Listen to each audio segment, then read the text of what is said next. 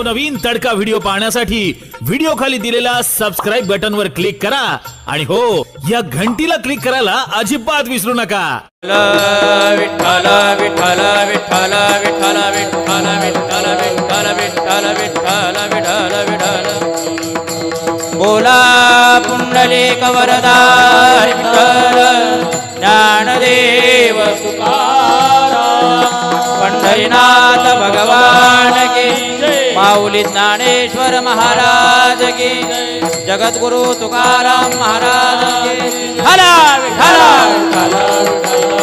पुंडलिक वरदार विठ्ठल ज्ञानदेव पंढरीनाथ भगवान प्रभु रामचंद्र भगवान पवन सुत हनुमान की छत्रपति शिवाजी महाराज की धर्मवीर संभाजी महाराज की हला विठ्ठल विठ्ठल विठ्ठल विठ्ठल विठ्ठल विठ्ठल विठ्ठल विठ्ठल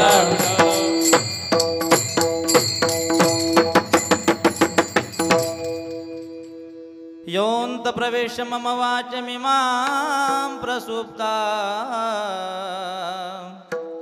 संजीवयत्यखिल शक्तिधर स्वधाम्ना अन्यौश्च हस्तचरणश्रवणत्वगादीन् प्राणान् नमो भगवते पुरुषाय तुभ्यम्.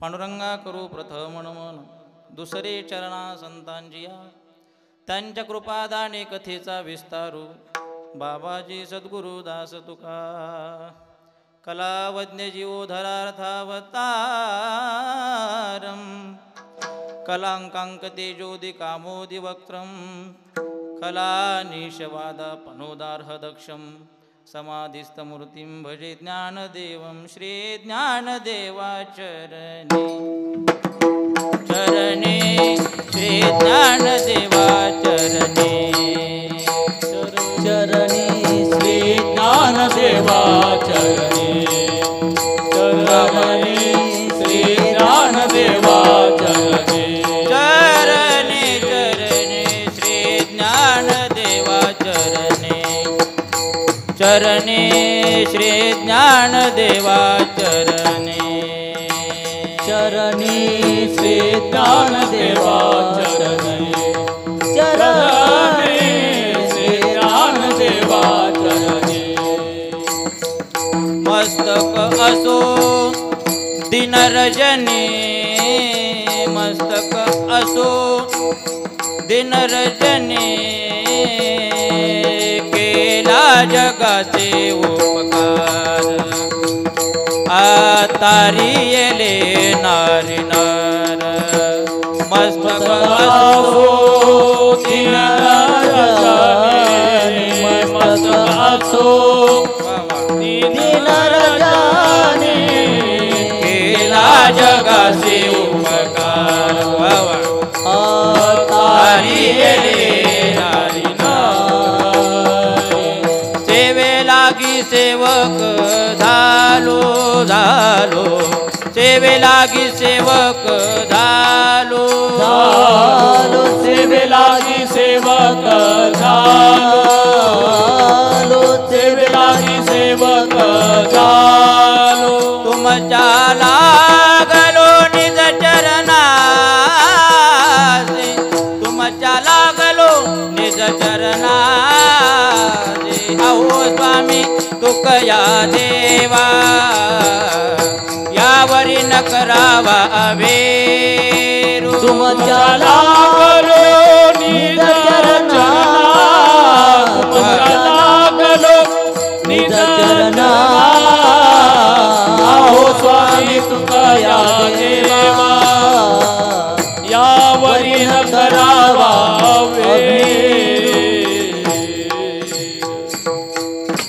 मस्तक हे पायावरी या वारकरी संतांच्या प्रतिवर्षी पंढरपुरा जाते महाद्वारा भेटेसी.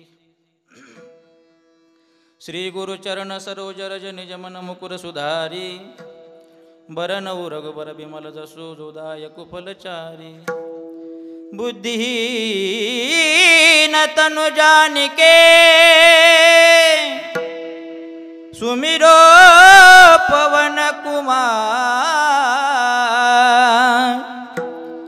बल बुद्धि विद्या देव मोहि हरवु क्लेश विकार हाथ वज्र ध्वजा विराजे कांधे मुझ जनेऊ साजे शंकर सुवन केसरी नंदन तेज प्रताप महाजगबंदन श्री राम जय जय राम श्री राम जय जय राम लोकाभिरामं रणरंगधीरं राजीवनेत्रं रघुवंशनाथं कारुण्यरूपं करुणाकरन्तं श्रीरामचन्द्रं शरणं प्रपद्ये श्रीराधा श्रीराधा राधा मेरी स्वामिनी मैं राधे जी को दास जन्म जन्म मोहे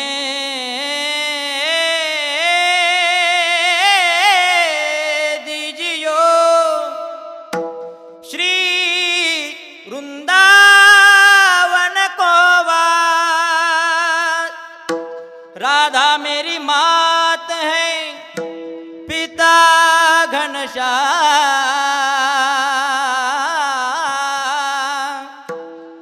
राधा मेरी मात है पिता घनश्याम उन दोनों के चरणों में कोटि कोटि प्रणाम विठ्ठल विठ्ठल हला हला विठ्ठल हला विठ्ठल विठ्ठल विठ्ठल विठ्ठल विठ्ठल विठ्ठल उजळले भाग्य आता अवघे चिंता वारली संत दर्शनी हा लाभ पद्मनाभ जोडिला अकारण कारण करुणावरुणालय भक्तवत्सल दीनवत्सल रुक्मिणी प्राणसंजीवन जगदाधार अखिल गुणनिधान अनंत कृपा विभूषित अनंत कोट ब्रह्मांड नायक पंढरीश पांडुरंग परमात्म्याच्या कृपा आशीर्वादाने मुक्त कैवल्य तेजनिधी भगवान श्री ज्ञानोबराय नवे नवे वैदिक सिद्धांत संशोधक सकल जन प्रबोधक संसार गतिरोधक आणि पंढरी पथसाधक श्रीमंत श्री देहू निवासे जगद्गुरु तुकोबराय यांच्या कृपा आशीर्वादाने सालाबादाप्रमाणे याही वर्षी चालू असलेला अखंड हरिनाम सप्ताह तथा ग्रंथराज ज्ञानेश्वरी पारायण सोहळा श्रीमंत श्री तुकोबरायांचं गाथा भजन असेल नित्यनेमाचे सर्व कार्यक्रम या ठिकाणी सालाबादाप्रमाणे याही वर्षी हा उत्सव सुरू झाला आणि उत्सवाच्या पहिल्या दिवसाचं पुष्प आणि पहिल्या दिवसाचं कीर्तनरूपी पुष्प माझ्यासारख्या पामराच्या वाट्याला आलं. इथे मी काही नवीन नाही, सर्वांना मी ओळखीच आहे. तुम्ही माझे आहेत, मी तुमचा आहे. हसून खेळून बोलून चालून आपल्याला फक्त एक तासभर कीर्तन करायचे. 1 तास उरला धनंजय महाराजाशी, खटवांगरायाशी उरला होता, पण आता धनंजय महाराजासाठी उरला. पहिला दिवस आहे, वेळेची मर्यादा आहे, मागे पुढे होऊ शकतं. कारण पहिले दिवस वेळेची जर जास्त मर्यादा सोडून आपण बोलत बसलो ते उद्या येणार नाहीत कीर्तनाला. म्हणून वेळेत कीर्तन सुटेल. सरपंच अजिबात काही काळजी करायची नाही. गाडी किती वाजता जरी सुटली तरी ती गाडी पोहोचवणं ड्रायव्हरच्या हातात असतं. म्हणून अजिबात काळजी करू नका. विठाल विठाल विठ्ठल विठ्ठल सेवेकरता निवडलेला अभंग महान भगवत भक्त श्रीमंत श्री जगद्गुरु तुकोबार यांचा हा 4 चरणाचा अभंग असून अभंगाद्वारे जगद्गुरु तुकोबार स्वतःच्या जीवनामध्ये आलेला अनुभव अभंगाद्वारे व्यक्त करतायत. नवे स्वतः आपलं भाग्य उजळलं कसं आणि कशा संदर्भातून प्रयत्न केले म्हणजे आपलं भाग्य नक्की उजळतं याचा संवाद, याचं उत्तर या अभंगाद्वारे आपल्याला सांगतायत. विठाल विठाल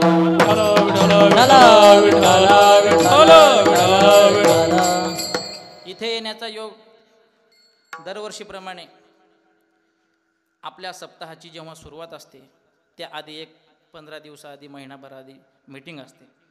त्या मीटिंगमधून मला दरवर्षी फोन येतो. आमच्यावरती बंधुवत प्रेम करणारे आदरणीय आमचे दत्तात्रय डांगे चेअरमन यांचा फोन आला.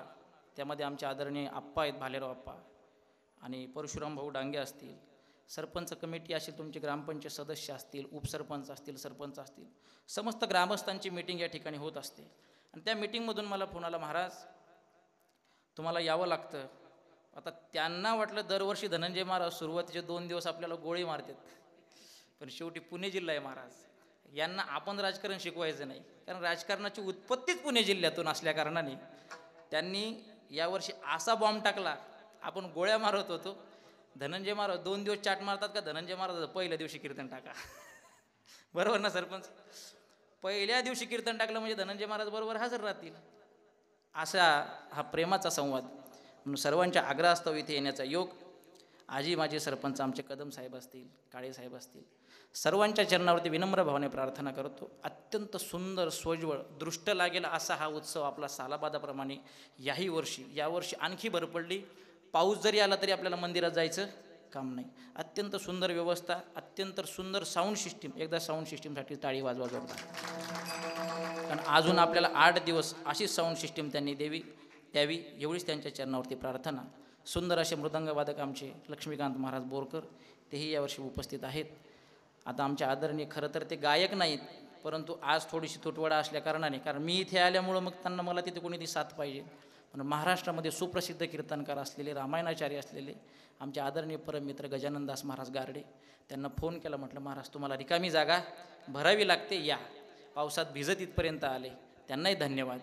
दुसरे आमचे हरिभक्तपरायण परममित्र संपूर्ण महाराष्ट्रामध्ये यूट्यूबला फक्त नाव टाका संतोष महाराज साळुंके. आज त्यांच्याकडे 100 मुलं शिकायला आळंदीमध्ये, संस्था सोडून फक्त सोने सांगवीच्या प्रेमापोटी मागच्या वर्षीपासून ती इथे यायला लागली रिकामी जागा भरण्यासाठी. खरं तर ते 8 दिवस या गावात ठेवण्याइतकी आपली ऐपत नाही, कारण त्यांना आमच्या तिघांचं मानधन एकट्यालाच द्यावं लागेल. म्हणून मोठे असणारे आमचे आदरणीय संगीत अलंकार, नुसते संगीत अलंकार कागदोपत्री आणि सांगवांगी नाहीत, गांधर्व महाविद्यालयाच्या पूर्ण परीक्षा पासआउट असणारे सुंदर असा आवाज आता सर्वांनी ऐकलाच, ते सुद्धा माझ्या कीर्तनाच्या साथीला आले, त्यांनाही धन्यवाद. हार्मोनियम वादक अण्णा रामकृष्णारी ते आहेत 8 दिवस सातकाचा. इकून अण्णा आणि इकून अण्णा. आता हे पेटीचे बटणं दाबायला लागले आणि हे गुळाचं बटन दाबू लागले मधातच. आता म्हटलं बरं झालं इथंच घातला, इथं नाही घातला अण्णांनी. अण्णाचं लय प्रेम. आमचे विनेकरी बाबापासून तुळशीच्या आई, आमचे चोपदार, सर्व टाळकरी, इकडं जनाबाई, सखूबाई, आता काही बोलायच नको, सगळ्या लाडक्या बहिणी, लाडके भाऊ, सगळ्या. मला 8 दिवस राहायचे. माझ्याकडं खूप विनोद आहेत त्या लाडक्या बहिणीवर, लाडक्या भावावर. पण आता दादांनो अवघड आहे गड्या आपलं, आता बोलणार आहे मी पुढं. मी चला सगळ्यांच्या चरणावरती विनम्र भावाने प्रार्थना करतो.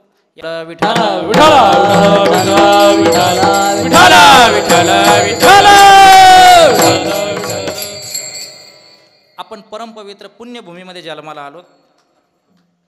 अभंगाचा आशयाला धरून बोलणारे, वेळेची मर्यादा आहे, कमी वेळेमध्ये आपल्याला जास्त रन काढायचे, म्हणून सर्वांनी सर्वांगाचे कान करून ऐका. या जगतामध्ये जन्माला आल्यानंतर आपल्यावरती प्रत्येकावरती थोडे ना थोडे ऋण आहेत. ऐकताय ना सगळेजण? माता माऊले, छोटे छोटे मुलं बोलू नका. आपल्यावरती या जगतामध्ये जन्माला आल्यानंतर प्रत्येकाच्या डोक्यावरती या सृष्टीमध्ये, या भूमीवरती काही घटक आहेत, त्या घटकांचे आपल्यावरती उपकार आहेत. त्यामध्ये सुभाषितकार सांगतात, रविश्चंद्र घना वृक्ष नदी गावश्च सज्जनः. या 7 घटकाचे आपल्यावरती अत्यंत मोलाचे उपकार आहेत. त्यामध्ये पहिला आहे रवी. रवी नाम सूर्य. आपण जाणलं, आपण ओळखलं, आपण पाहिलं. मागे 1 महिनाभर आपल्याला सूर्यप्रकाश मिळाला नाही, जेणेकरून मला तरी वाटतं की शेतकरी वर्गाला कळेल सूर्यप्रकाशाची किंमत. आता आपला मगाशी विषय झाला, 1 महिनाभर ज्या वेळेला आपली सोयाबीन असेल, आपली मुगी असेल, ज्या वेळेमध्ये ती फुलामध्ये होती किंवा जिला सूर्यप्रकाशाची गरज होती, त्यावेळेला सूर्यप्रकाश मिळाला नाही. कालांतराने हा सूर्यप्रकाश पुढे लांबल्यामुळं ती मुगी लांबली आणि आज त्या मुगीला कोंब यायला लागले. हे शेतकऱ्याची व्यथा आहे. जर सूर्यप्रकाश पडला असता तर वेळेवर मुगी तोडायला आली असते. विठाला विठाला जन्मापासून मरेपर्यंत सूर्याचे अगणित उपकार आपल्यावरती आहेत. हिंदू धर्मानुसार हिंदू शास्त्र सांगतं, आपण जर ब्रह्ममुहूर्तावरती उठलं आणि ब्रह्ममुहूर्तावरती उठल्यानंतर उठून जर आपण सूर्याची उपासना केली, सूर्योदयाच्या आधी जर आपण उठला तर तुम्हाला कुठलाच आजार होणार नाही. पूर्वीचे माणसं उठत होती, आता कीर्तनकार सांगणारीच उठत नाहीत, तर तुम्ही ऐकणारे कधी उठणार आहेत? आम्हाला नित्यनियमाचं कारण झालंय, रात्री 2 वाजतात घरी जायला. आता इकडे 7 ते 9, पण आमच्या भागात 9 ते 11, 11 नंतर प्रवास 2-2.5 तास. घरी गेल्यानंतर सकाळी जर कोणी बोलवलं, रात्री कीर्तन होतं सोने सांगवीला, म्हणून महाराज झोपलेत, आता उठते तेव्हा तुम्हाला कॉल करेन. निमित्त झालं. सांगण्याचा भाग माझा एवढाच, सूर्य भगवंताचे अगणित उपकार आपल्यावरती आहेत. ऐका, सूर्य 12 तास तपतो, आपल्याला काय देतो? प्रकाश देतो, उष्णता देतो. त्या 12 तासामध्ये नित्योपयोगाचे आपले रेग्युलर जे आपण कपडे घालतो, हे कपडे सुकवण्याकरता इथून आपली सुरुवात आहे. तर आपल्याला धनधान्य उत्पन्न मिळवण्याकरता, पिकवण्याकरता आपल्याला संसाराला लागणाऱ्या ज्या काही नित्योपयोगी गोष्टी आहेत, त्याच्यासाठी सूर्यकिरण अत्यंत महत्त्वाचा. हा झाला संसारिक आणि व्यावहारिक दृष्टिकोन. ऐका, परंतु जन्माला आल्यानंतर सूर्याचे उपकार आपल्यावरती का आहेत, याचं महाभारतामध्ये फार मोठं कारण आहे. मी ते सांगून वेळ घेणार नाही, माझ्या अभंगाची दिशा तिकडे नाही. परंतु भगवान सूर्यदेवतेचे उपकार आपल्यावरती एवढे आहेत. मला सांगा, 24 तास जर सूर्यच उगवला असता तर तेवढ्या उन्हात आपण मुगी तोडली असती का? संसारातलं कोणतं काम केलं असतं का? नाही. 12 तास आपल्याला रवी आणि 12 तास चंद्र. ऐका, सूर्याच्या आपण उपकार सांगत बसलो तर आपल्याला वेळ पुरणार नाही. त्या भगवान सूर्याची उपासना करत असताना एक चालता चालता हिंदू संस्कृतीचा नियम सांगून जातो. ब्रह्ममुहूर्तावरती उठल्यानंतर सूर्योदयाच्या वेळेला तांब्याच्या घडामध्ये तांब्याचा धातू, त्या तांब्यामध्ये पाणी घेऊन आपण सूर्योदयाला जर जेव्हा अर्घ देतो, ते अर्घ देत असताना आता जे त्वचेचे आजार तुम्हाला व्हायला लागले, याचं कारण आहे तुमच्या शरीरामध्ये कॉपर कमी व्हायला लागलं. आपण जे खायला लागलो, हे नानाविध प्रकारचं ॲसिड, नानाविध प्रकारचं केमिकल. सकाळी झोपेतून उठल्यानंतर आपण पेस्ट घेतो, प्लॅस्टिकचाच ब्रश आहे, तो प्लॅस्टिकचा ब्रश गरम पाण्यात बुडवतो, त्याच्यावरती पेस्ट लावतो, तेही केमिकलच आहे. ते काय तुळशी अर्क थोडा आहे, पतंजली असो अन्य कुठलंही असो. त्या सकाळच्या पेस्टपासून आंघोळीला साबण असेल, शॅम्पू असेल, संपूर्ण पॅकिंग प्लॅस्टिकमध्ये. महाराज, आज या कलियुगामध्ये जीवन जगणं अत्यंत कठीण झालं. तुमची पिढी गेली सरपंच 50-60च्या पुढे, आम्ही 50पर्यंत टिकेल्याची गॅरंटी नाही. अत्यंत भयंकर विष खाणं चाललंय. म्हणून ही काळाची गरज आहे, थोडा बदल केला पाहिजे. ऐका, आपल्या शरीरातली उष्णता कमी झाल्यानंतर ती उष्णता कमी करण्याचं काम सूर्योदयाच्या वेळेला, सूर्योदयाला जेव्हा तांब्याचा धातू असणार, धातू म्हणजे तांब्या असलेला, गडवा असलेला, त्यात पाणी घेऊन ज्यावेळेला आपण सूर्याला अर्घ देतो, ते कोवळे सूर्यकिरण, त्यामध्ये डी व्हिटॅमिन असतं. सकाळच्या कोवळ्या उन्हात 10 वाजता नाही बरं, काही भक्त म्हणतील 10 वाजता का मारा, 10 वाजता नाही, सकाळच्या कोवळ्या उन्हामध्ये ज्याला रात आंधळेपणा आहे. तुम्ही म्हणाल महाराज नक्की तुमचा हेतू काय, तुम्ही एवढं सांगायला लागले. माझा हेतू एवढाच, सकाळी लवकर उठा आणि त्या भगवान सूर्यदेवतेची उपासना करा. तो तांब्या घेऊन पाणी भरून जेव्हा तुम्ही सूर्याला अर्घ देता, त्या सूर्यदेवतेची किरण त्या तांब्यावरती पडतात. त्या तांब्याला तुमचे तळ हात लागलेले असतात आणि आपल्या संपूर्ण वेन आपल्या तळ हातातच मेन आहेत महत्त्वाच्या. हे ब्लड सर्क्युलेशन जे होतं, ते ब्लड सर्क्युलेशन आपल्या तळ हातावर डिपेंड आहे. संपूर्ण पॉईंट्स आपल्या तळ हातात आणि तळपायातच आहेत. म्हणून कोणाला BP असेल, कोणाला शुगर असेल, आपण नानाविध प्रकारचे हॉस्पिटल बघितले असतील, मला त्याच्याकडे जायचं नाही. परंतु आपल्या शरीरातली उष्णता कमी करण्याचं काम आणि साधकीय जीवन, सात्विक जीवन, सात्विक विचार प्रदान करण्याचं काम सूर्यदेवता करत असते. म्हणून सकाळी सूर्याला अर्घ दिला पाहिजे. संपला विषय माझा. दुसरा उदाहरण, रवी चंद्र. चंद्र म्हणजे चंद्रदेवता. सूर्यदेवता दिवसभर तापल्यानंतर त्या पिकाला, त्या औषधी उपयोगात, एखादं जर काही औषधी एखादं वनस्पतीचं झाड असेल, त्याच्यामध्ये गुणधर्म उतरवण्याचं काम करत असते चंद्रदेवता. त्या चंद्रदेवतेच्या शीतलतेमुळं तुम्हा आम्हाला शीतलता प्राप्त होते. चला पुढे. जे अमृत या जगतामध्ये आपल्याला कुठेही मिळत नाही, ज्ञानोबरायाने आपल्याला सांगितलं की ते अमृत चंद्रदेवतेमुळे तुम्हाला कोजागिरी पौर्णिमेच्या दिवशी दूध घोटल्यानंतर त्या दुधामध्ये चंद्राचं प्रतिबिंब पडलं रे पडलं की तुम्हाला अमृत खायला मिळालं. संपला विषय चंद्राचा. दुसरा विषय रविश्चंद्र घना घना नाम आकाश. हे आकाशच जर नसतं, पाऊसच जमला नसता, पाऊस पडलाच नसता, तर तुम्ही आम्ही उत्पन्न मिळवलंच नसतं आणि हे धनधान्य पिकलं नसतं, तर जगलो तरी कशाच्या माती असतो आपण. रविश्चंद्र घना किती झाले मोजले का? किती झाले? 3. रविश्चंद्र घना वृक्ष. आता हे सगळ्यात महत्त्वाचं आहे या कलियुगामध्ये. तुमची MIDC एरिया आहे. वृक्ष नाम झाड. किती वृक्ष तोड चालू आहे आणि किती होणार आहे. आपण म्हणतो उन्हाळ्यामध्ये पाऊस पडायला लागला महाराज आणि हिवाळ्यामध्ये सुद्धा पाऊस पडायला लागला आणि पावसाळ्यात ऊन तापायला लागलं. याचे कारण आहे झाडांची जी तोड झाली, वृक्षांची जी तोड झाली, याचं कारण फक्त तेवढं आहे. ऐका, मनुष्य पूर्वीच्या काळामधला इतिहास सांगतो, आता तो विषय राहिला नाही, परंतु जन्माला यायच्या आधीपासून आपण आपल्या आईच्या उदरामध्ये 4-5व्या महिन्यापासून त्या माय माऊलीला एक आयुर्वेदिक काढा दिला जायचा, तुळशीचे पानं खायला दिल्या जायचे की जेणेकरून तिच्या शरीरामध्ये अमंगळ असणारं विषबाधा होऊ नये, तिचं पोट साफ राहावं, तिचं स्वच्छ अंतकरण राहावं, त्या बाळावरती चांगले संस्कार व्हावे. इथून झाडाची सुरुवात. ऐका, हळूहळू हळूहळू ते बाळ मोठं व्हायला लागलं. बाळ मोठं झालं, प्रसूतीची वेळ जवळ आली, प्रसूतीचा काळ जवळ आला, प्रसूती झाली, मुलगा झाला, आनंद झाला. आणि मुलगा झाला रे झाला की त्या ठिकाणी त्या मुला आता थोडा कीर्तनात लवकर मोठा होतो वेळेच्या मर्यादेनुसार, थोडासा मोठा झाला, त्याला एक 15-20 दिवस होऊन गेले, मग झोपवायचा कुठे? त्या बाळांतीन बाईला पूर्वीच्या काळामध्ये, तुमच्याकडे खाट म्हणतात का बाज म्हणतात? दोन्ही चालतं ना? हां, ती लाकडी खाट असायची. कशाची असायची ती? बोला आता तुम्ही सगळेजण. आपण विषय कशाचा बोलावलो? शेवाळे महाराज, शेळके महाराज? लाकडाचा. लाकडाचे उपकार सांगायला लागलो, म्हणजेच वृक्षाचे उपकार सांगायला लागलो. त्या खाटेवरती झोपवल्यानंतर ती खाट कशाची? म्हणा लाकडाची. कशाची? लाकडाची.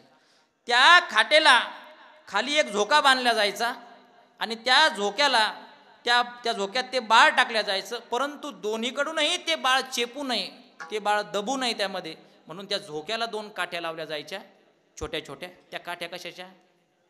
आता तुमच्याकडे त्या बाबळीला काय म्हणतात मला माहीत नाही, पण आमच्याकडे तिला देवबाबूळ असं म्हणतात. ती काठी कशाची? देवबाबळीची. एक पायाकडून लावायची, एक डोक्याकडून लावायची, जेणेकरून ते बाळ त्याच्यामध्ये सुरक्षित झोपलं पाहिजे. झाली सुरुवात लाकडाची. ह्या काठ्या कशाच्या? लाकडाच्या. हळूहळू बाळ मोठं झालं, रांगायला लागलं. रांगता रांगता रांगता आता चालायला पूर्वीच्या काळी काही वाकर नव्हते, लाकडी गाडा होता. तो 3 चाकाचा गाडा. तो कशाचा? बोलताय ना तुम्ही का तुमचे लग्नच झाले नाही? झाले ना सगळ्यांचे लग्न? सांगा, तू गाडा कशाचा? लाकडाचा. हा म्हणा असं जोराने, म्हणजे मला करमतं जरा, कारण मी सकाळी 6ला गाडीत बसलोय आणि इथं 6ला आलोय, म्हणून त्यामुळे मला थोडीशी ऊर्जा मिळेल तुम्ही बोलले तर. ऐका, तो गाडा सुद्धा कशाचा? लाकडाचा. ते बाळ हळूहळू हळूहळू मोठं व्हायला लागलं. मोठं झालं महाराज, आपण आता डायरेक्ट त्याचं लग्नच लावून देऊ. लग्न लागायच्या वेळेला, सोयरिकीच्या वेळेला पूर्वीच्या काळामध्ये काय अशा मोठमोठ्या गाड्या नव्हत्या महाराज, इनोवा फॉर्च्युनर वगैरे. नाही नाही नाही, बैलगाडीने जायचं आणि बैलगाडीने यायचं. मग मुलीकडचे माणसंही बैलगाडीने यायची आणि मुलाकडचे माणसंही बैलगाडीने जायची. ती बैलगाडी कशाची? हां, म्हणजे तुमच्याकडे पण आहे म्हणायचं असं. ती बैलगाडी लाकडाची. त्यावेळेला लाकडाच्या बैलगाडीत नवरदेव बघायला गेला, मुलगी पसंत केली, तिथेही तो बसला, तेव्हा तिथेही खुर्ची कशाची होती? लाकडाचीच. मुलगी पसंत करून परत घरी आला, ती गाडी सुद्धा कशाची होती? लाकडाचीच. घरी आला, घरी आल्यानंतर लग्न ठरलं. कीर्तनात लवकर ठरत असतं. कीर्तनात लग्न ठरलं. लग्न ठरल्यानंतर त्यावेळेला पूर्वी काय अशा खुर्च्या वगैरे जास्त नव्हत्या लग्नामध्ये, किंवा मंगल कार्यालय वगैरे नव्हते. मग कुठेतरी आपलं असं एखाद्या झाडाखाली थोडंसं आपलं मांडव करायचा आणि तिथे लग्न लावायचे. आता त्या ठिकाणी लग्न लागलं, पण त्या लग्नात मंगलाष्टका म्हणत असताना ज्या काही अक्षदा फेकल्या जातात, त्या अक्षदा सुद्धा कशापासून? वनस्पती म्हणजे लाकूडच. कशापासून निर्माण झाली? आता महाराज लग्नाचा विषय काढणं म्हणजे अत्यंत अवघड गोष्ट आहे. उगा आता ज्यांचे झाले त्यांचं बरं आहे, ज्यांचे राहिले तो विषय हाताळायलाच नको. मी एक दिवस असंच झालं, गजानन महाराज आपल्याकडे कीर्तनाला गेलो, सागर भाऊच्या मळ्यात, सहज म्हणजे महाराज मंगलाष्टका म्हणायला शुभमच्या लग्नामध्ये. म्हटलं येतो. तिथे असंच कीर्तन होतं. मग कीर्तनाला गेलो, कीर्तनात मंगलाष्टका म्हणायला लागलो मी. झाली सुरुवात अक्षदा फेकायला. आता आपण डायरेक्ट अक्षदा शेवटची घेऊ. आली बघा कशी कांट उकारले त्यांनी. ज्यांची झाली ते म्हणत असतील बाबू काही नाही, कानात बोटं घातली. आणि ज्यांची नाही झाली तिथे महाराज पुढचं म्हणा, पुढचं म्हणा. मी म्हटलं असंच मंगलाष्टक. आली लग्न गटी समीप नवरा,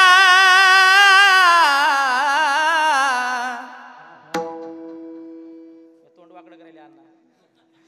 घेऊन यावा घरा. खरं माहिलं ना तुम्हाला. अशी मंगलाष्टकं म्हटली, पूर्ण नाही म्हणत आता. ती मंगलाष्टकं म्हणत असताना त्या अक्षदा फेकल्या महाराज. आणि अक्षदा फेकल्या त्या सुद्धा कशाच्या? लाकडापासून, म्हणजे वनस्पतीपासून. लागलं लग्न. लग्न लागल्यानंतर त्यांना बोहल्यावरती बसवलं जायचं. तुमच्याकडे बसवलं का नाही बोहल्यावर? तुम्ही बसले ना? हां. त्या बोहल्यावरती बसवल्यानंतर बोहलं कसं करायची आता नवीन पोरांना माहिती नाही, पण आम्हाला कीर्तन करावं लागतं म्हणून सगळी माहिती ठेवावी लागते. ते बोहलं असं राहायचं. आपल्या रानातली काळी माती आणायची, ती काळी माती टाकायची, त्या काळ्या मातीवरती कोरी सतरंजी टाकायची. बरोबर का? झालंय ना तुमचं असं? ती सतरंजी टाकायची, पण ती माती राहत नव्हती व्यवस्थित. अण्णा तुम्ही बसले नाही का? मी सांगतो आठवणीपूर्वीचं. ती माती बाजूला जायची म्हणून त्या मातीला एकत्रित राहण्याकरता तिच्या आजूबाजूला जे लावलं जायचं ते आपल्या रानामध्ये आपण जे आवतं वापरायचो, बैलाचे अवजार बैलावरती हाणायचे आपले अवजार, त्याचे दांड्या, त्याचे काय तुमचे सगळे काढून टाकायचं आणि सवण करून त्याच्या शेजारी अशी लावून द्यायची. ती माती घसरत नव्हती. ते लावलेले काय होते अवजार? कशाचे होते? लाकडाचे. पूर्वीसारखे आता सारखे लोखंडाचे नव्हते. झाली भाऊ सुरुवात बोहल्याची, लाकडाची. शेवटी पुढे गेला, नंतर देवदर्शनाला गेला, बैलगाडीतच गेला, परत आला.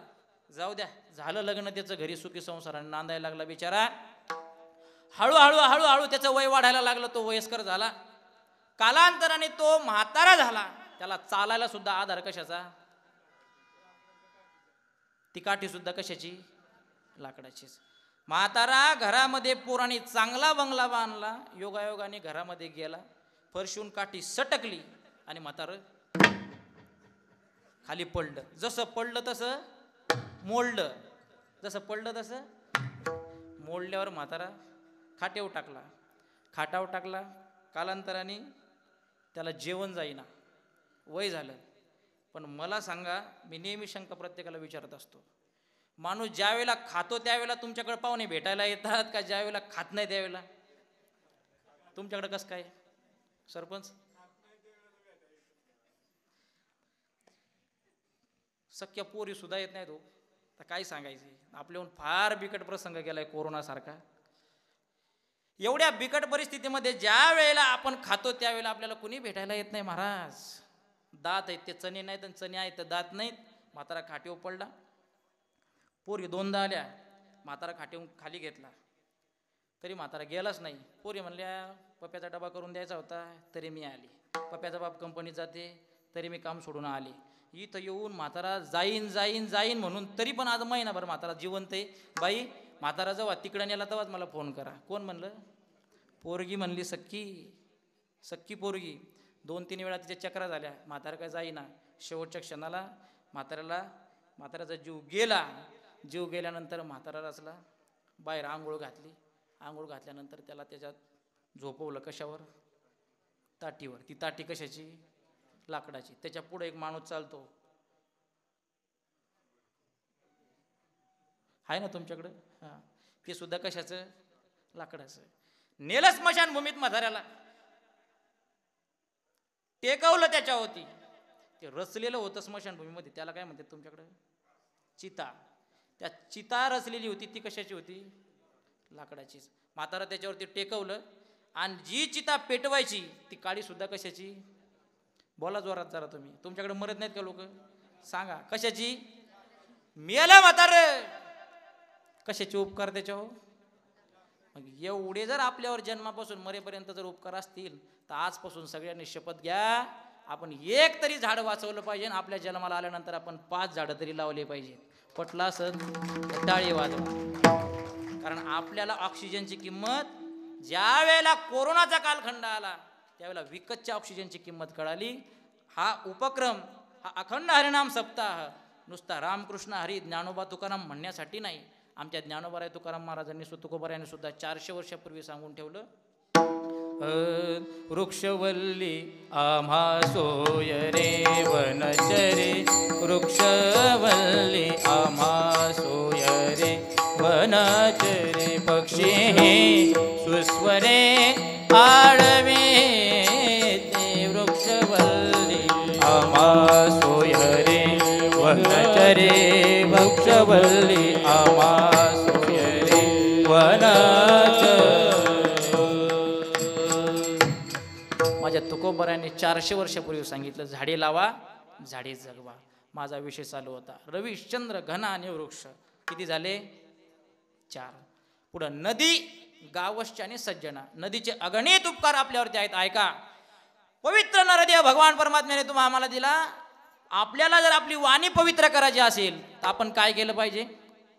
पुण्यवंत व्हावे, पुण्यवंत भावे, घेता सज्जनाची नावे, घेता सज्जनाची नावे, सज्जनाची नावे, घेता सज्जनाची नावे. आपल्याला संपूर्ण शरीर जर पुण्यवान करायचं असेल, पुण्यवंत व्हायचं असेल तर सज्जनाचं नाव घेतलं पाहिजे. आता मग आपल्याला नक्की सज्जन व्हायचंय का दुर्जन व्हायचंय? या ठिकाणी आल्यानंतर धर्ममंडपामध्ये येऊन बसणं. गावामध्ये आपल्या सोने सांगवी या गावामध्ये हा अखंड हरिनाम सप्ताह साजरा होतो. ऐका, वारकरी संप्रदायाच्या वाटचालीने, वारकरी संप्रदायाच्या नामचिंतनाने एक तर माणूस सज्जन होईल आणि या धर्ममंडपात न आलेला माणूस व्यभिचाराला गेला तर तो दुर्जन होईल. विठाला विठाला म्हणून या ठिकाणी आल्यानंतर सज्जन कसं व्हायचं, सज्जनाची व्याख्या काय, आपल्याला वारकरी संप्रदाय शिकवतो. म्हणजे एवढा श्रेष्ठ असणारा वारकरी संप्रदाय. ऐका, मी सांगत होतो आपल्यावरती नदीचे अगणित उपकार आहेत. आपली वाणी पवित्र करण्याकरता भगवान परमात्म्याचं आपण नाम गायलं पाहिजे, देवाचं नाव घेतलं पाहिजे. का? भगवान परमात्म्याच्या नामचिंतनानेच आपली वाणी पवित्र होत असते. महाराज, परा, पश्चंती, मध्यमा, वैखरी, ह्या 4 वाण्या आपल्याला जर पवित्र करायच्या असतील तर भगवान परमात्म्याच्या नावाशिवाय पर्याय नाही. महाराज, अहो किती गोड नामचिंतन महाराज देवाचं. किती गोड गोड तुझे नाम, किती गोड गोड तुझे नाम, विठ्ठलाचे माझ्या विठ्ठलाचे, विठ्ठलाचे माझ्या विठ्ठलाचे, किती गोड गोड तुझे नाम, किती गोड गोड तुझे नाम. पांडुरंग परमात्म्याचं नाव एवढं गोड आहे महाराज, एवढं गोड आहे. आज नामसंकीर्तन सोहळा आपण साजरा करतोय आणि पहिल्या दिवशी नामावर थोडंसं बोललं पाहिजे. थोडीशी विषयाला कलाटणी देऊन, भगवान परमात्म्याचं नाम एवढं गोड आहे महाराज, अमृत सुद्धा फिकं आहे महाराज.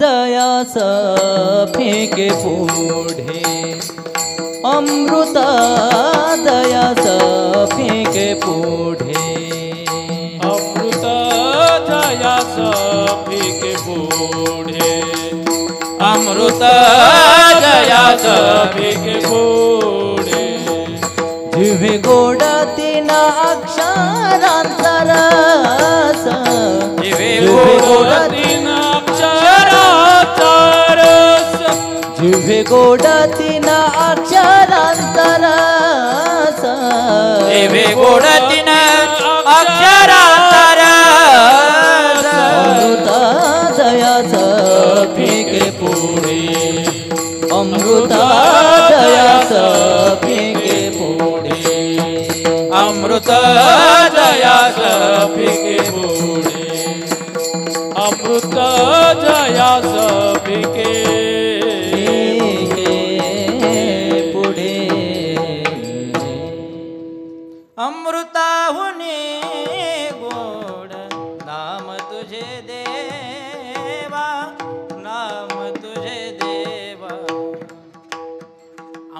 अमृतापेक्षा गोड असणारं हे नाव. महाराजांनी सुद्धा पण सुंदर प्रमाण दिलं. जिव्हे गोड तीन अक्षरांचा रस, अमृत जयास फिक्के पुढे. या भगवान परमात्म्याच्या नामचिंतनापुढं अमृत सुद्धा काय आहे, फिका आहे. मी सांगत होतो भगवान परमात्म्याचं नामचिंतन घ्या, नामचिंतन घ्या. नदीचे अगणित उपकार आपल्यावरती आहेत. आपण इथून बाजूला गेलो होतो, ऐका. या नदीने आपल्यावरती अगणित उपकार केले. कसे केले? अंतरंगाने मलविक्षेप आवरण नावाचे दोष आपल्याला जर घालवायचे असतील तर भगवान परमात्म्याचं नामचिंतन आपण वाणीने घेतलं पाहिजे, मुखाने नामचिंतन केलं पाहिजे, हाताने टाळी वाजवली पाहिजे. हे मलविक्षेप आवरण नावाचे त्रिविध ताप, तीन दोष आपले काय होतात, समूळ नष्ट होतात. परंतु वरपंगाने आपण जे काही अमंगळ झालो, आपलं शरीर जे अमंगळ झालं, आपल्याला आंघोळ करण्याकरता जावं लागतं ते पवित्र नदीमध्येच. चंद्रभागा माता असेल, इंद्रायणी माता असेल. आता काही लोक म्हणतील महाराज आम्हाला चालता येत नाही, गंगेवर जावं तर गंगा जवळ नाही. बरं, गंगेमध्ये जर नाही गेलो आम्ही तर आम्ही पवित्र होऊ का, आम्ही पुण्यवान होऊ का? हो, होणार. तुम्ही का नाही होणार? अहो तिचं नाव जरी घेतलं, गंगा गंगा वाचे म्हणता गंगा गंगा, वाते म्हणता गंगा गंगा, वाते म्हणता गंगा. सकळ पापे जाती भंगा, सकळ पापे जाती भंगा, दृष्टी पडता ब्रह्मगिरी, दृष्टी पडता ब्रह्मगिरी. सकळ पापे जाती भंगा, सकळ पापे जाती भंगा, दृष्टी पडता ब्रह्मगिरी, दृष्टी पडता ब्रह्मगिरी.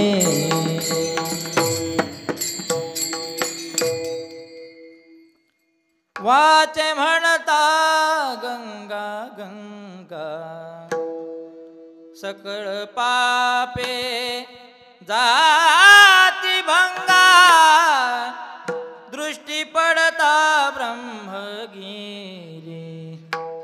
आपण फक्त आंघोळीला बसल्यानंतर आपल्या डोक्यावरती जेव्हा पाण्याचा तांब्या ओततो त्यावेळेला आपण फक्त गंगा गंगा गंगा गंगा गंगा एवढं जरी म्हटलं तरी सकळ पापे जाती भंगा.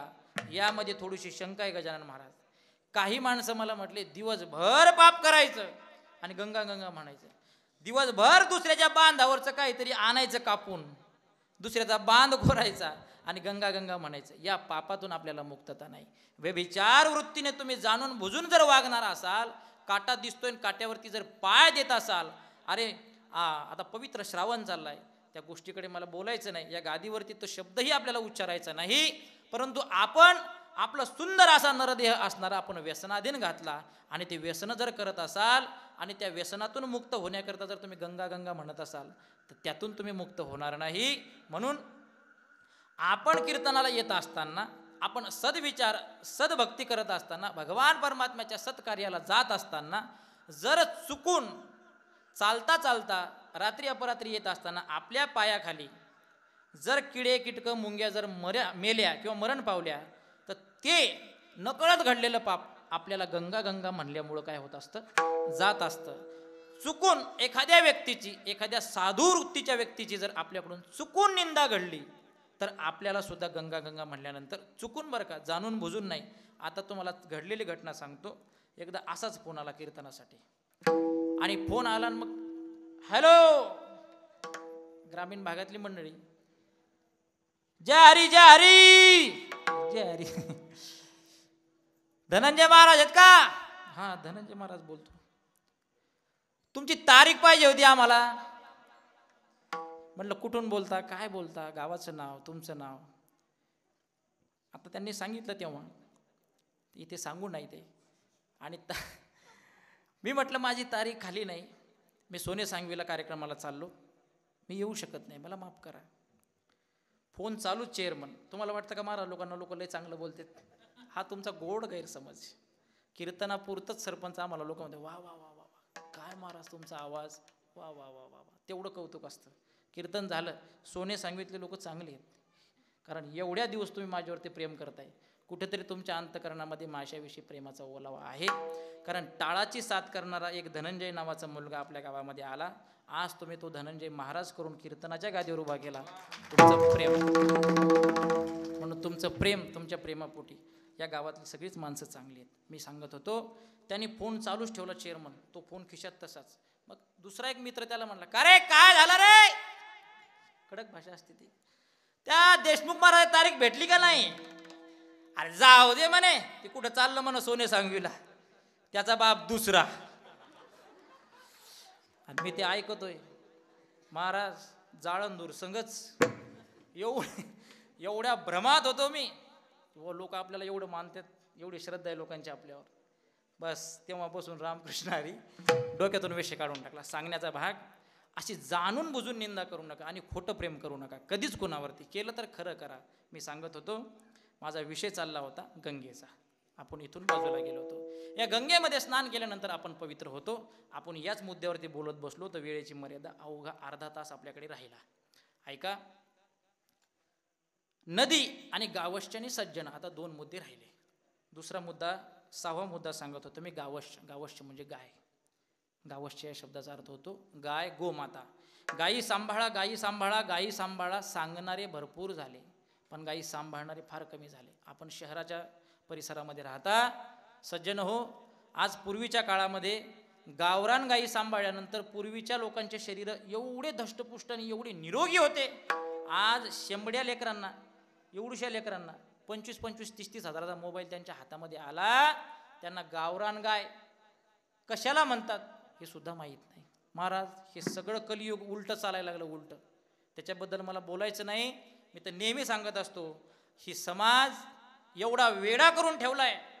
मी वैयक्तिक कुण्या नेत्याचं किंवा राजकीय पक्षाचं नाव घेत नाही. ऐका, आपण एवढे काफीर व्हायला लागलो, एवढे आळशी व्हायला लागलो की जी गोमाता आज इंग्रजाच्या कालखंडापासून आपली समूळ नष्ट करण्याचा प्रयत्न चालू आहे, ती गोमाता आपल्याला जन्मापासून मरेपर्यंत, अरे आपल्या आईचं दूध आणि गावरान गाईचं दूध सारखंच असतं. म्हणून गाय जिवंत असताना पवित्र, गाय जिवंत असताना पवित्र, गायीचे शिंग पवित्र. सांगतो मी तुम्हाला, मुरलीदास महाराज म्हणून वृंदावनमध्ये फार मोठे गोसेवक आहेत. ते गायीवरती 1-1 महिना कथा करतात. त्यांनी सांगितलेला पर्याय, ज्या माणसाला BP आणि शुगर आहे या व्यक्तींकरिता त्यांनी सांगितलं की सकाळी उठल्यानंतर, ऐका, मी चॅनलवरती बोलायला लागलो, याला शास्त्र आधार आहे. उगाच बाजारातल्या कथा तुम्हाला सांगत नाही, तुमचं मनोरंजन करीत नाही. 51-51 हजाराचे पाकिटं घेऊन जाणारे आज गायीवरती बोलायला लागले नाहीत महाराज. आज धर्मावरती बोलायला लागले नाहीत. येणारा काळ अत्यंत अवघड आहे आपल्यावरती, खूप अवघड आहे. नैतरण्या पोराला कीर्तनात येऊन बसलं म्हणलं त्याला लाज वाटते. आमची मित्र आम्हाला म्हणतात, अरे आम्ही चंद्रावर, दुनिया कुठे गेली म्हणतात चंद्रावर, तू अजून धोत्रावर. त्याला काय माहिती या धोत्रात काय, त्याला काय माहिती. महाराज, जुने लोक समूळ नष्ट व्हायला लागले. गंध लावायचा असला की लाज वाटायला लागले लोकांना, नैतरण्या पोरांना. आज संप्रदायासारखा एवढा सुंदर मंडप, आता मला खरं सांगा, प्रामाणिकपणे सांगा, एवढी सुंदर व्यवस्था, चटई बसायला, पाऊस आला तरी वरती टिनाचा मंडप आहे, सुंदर व्यवस्था, आणि कीर्तन झालं की लगेच सात्विक आपल्याला काय आहे, भोजन आहे. खरं सांगा, त्या गौतमी पाटीलच्या कार्यक्रमाला एवढी व्यवस्था असते का बसायची? खरं खरं सांगा. फक्त बॅनर 1 महिन्याआधी जरी वाचलं की रांजणगावला येणार आहे बाबा बाबा बाबा बाबा, काय त्यांचा तालन काय महाराज. व्यभिचाराकडे लोक चालले. हात जोडून विनंती माझी, मी सांगत होतो, गावरान गायचे अगणित उपकार. ऐका, ज्या वेळेला पोर्तुगीज या ठिकाणी आले आणि पोर्तुगीज या ठिकाणी आल्यानंतर त्यांनी या भारताचा अभ्यास केला. ऐका बरं का, सर्वांगाचे कान करून ऐका, की इथला हा भारत देश कृषी प्रधान देश म्हणून ओळखला जातो. या कृषी प्रधान देशामध्ये एकही तरुण रोगाच्या आहारी गेलेला नाही, निरोगी आहे, शरीर धष्टपुष्ट आहे. यांची शरीर संपदा कशाच्या गोष्टीवरती आधारित आहे याचा विचार केला तर पूर्वी गायी 50-50, 100-100 गायी एका शेतकऱ्याकडे होत्या. त्या गायीच्या शेणखतावरती आपल्या जमिनी पिकत होत्या. अजून सूक्ष्म अभ्यास करा, आणि कसदार असं धान्य निर्माण होतं, आणि ते ताकदीचं धान्य आपले लोक खात होते, म्हणून आपले शरीर निरोगी राहत होते. ती गायीपासून शेणखत निर्माण होतं आणि शेती चांगली पिकते आणि चांगलं धान्य तरुणांना खायला मिळतं आणि तरुण धष्टपुष्ट होतो. यांना या तरुणांना मारल्यापेक्षा गायीला कत्तलखाने तयार करा आणि गायीला मारा. या पोर्तुगीजांनी सुरुवात केली. 1984 पासून कायदा लागू करण्यात आला होता, पण राष्ट्रपतीची सही व्हायला 2021 यावे लागले. ही या भारताची शोकांतिका आहे महाराज. मी वैयक्तिक कुण्या राजकीय नेत्यावरती बोलणार नाही. आज चांगले दिवस आले, कामाचा कंटाळा यायला लागला, नानाविध प्रकारच्या योजना. आता त्या योजनेचं वर्णन करू नये. एखादा कार्यकर्ता म्हणेल महाराज तुम्ही निंदा करायला लागले. ऐका, पैसे मिळू नये मी या मताचा नाही, पण आपलाच पैसा आपल्याला मिळायला लागला ही शोकांतिका आहे. तुमचा गोड गैरसमज आहे की शासन आपल्याला पैसा त्यांच्या तिजोरीतून देतोय. ऐका, सहज उदाहरण सांगतो. एका मेंढपाळाने हिवाळ्याच्या दिवसामध्ये मेंढ्यांना थंडी वाजत असते म्हणून त्या मेंढ्यांना एक सुंदर असा त्या ठिकाणी काय केला, आनंदाचा त्या ठिकाणी एक संदेश दिला. सांगितलं, मेंढरांनो, अरे मेंढरांनो, तुम्हाला थंडी वाजणारे हिवाळ्याचे दिवस आहेत, मी तुम्हाला आता चांगल्या पद्धतीचे लोकरचे स्वेटर आणि शाली देणार आहे. कोण म्हटलं? ऐकताय ना सर्वजण? मेंढपाळ म्हटला. कुणाला? मेंढरांना म्हटला. ऐकताय ना सर्वजण? कोण म्हटलं? कोण म्हटलं? मेंढपाळ. कुणाला म्हटला? तुम्ही म्हणा. त्या मेंढपाळाने सांगितलं, तुम्हाला थंडी वाजणारे, तुम्हाला मी स्वेटर देणार आहे, चांगल्या श्वाली देणार आहे. ऐका, एवढे मेंढर आनंदात महाराज, आवा आवा वा, असा महाराष्ट्रामध्ये मेंढपाळ नाही, आम्हाला श्वाली देणार आहे. 2 चांगले कात्र्या घेऊन 2 माणसं बोलवले. त्यांच्याच अंगावरचे लोकर ते केस कापले. कुणाच्या? मेंढरांच्या अंगावरचे. सुंदर त्याचे लोकरचे काय केले, स्वेटर केले आणि सुंदर फोटो सेशन केलं आणि त्या मेंढरांना त्या शाली भेट दिल्या. संपूर्ण महाराष्ट्रात बातमी झाली. आनंदित झाले मेंढपाळ. मेंढरं सुद्धा आनंदित झाले. पण त्यातले काही मेंढरं हुशार होते, जुनी धोतरावाले, टोप्यावाले. ते म्हणत, अरे याने तर आपल्याच अंगावरचे केस कापले आणि आपल्याला स्वेटर दान द्यायला लागला. तुमच्या लक्षात येते ना मी काय बोलतोय? हो, गंगेपासून आपण बाजूला गेलो होतो. आता त्या लाडक्या बहिणीला मी विचारत होतो, पण आता तिथूनही बाजूला गेलो. असो, रविश्चंद्र घना वृक्ष नदी गावश्च, गायीपासून आपण बाजूला गेलो. आता शेवटचा घटक आहे सज्जन कुणाला म्हणायचं. अवघ्या 15 मिनिटात आपल्याला या सज्जन शब्दाचा अर्थ पाहायचा आणि अभंगाकडे जाऊन आपलं चिंतन संपवायचं. विठाला विठाला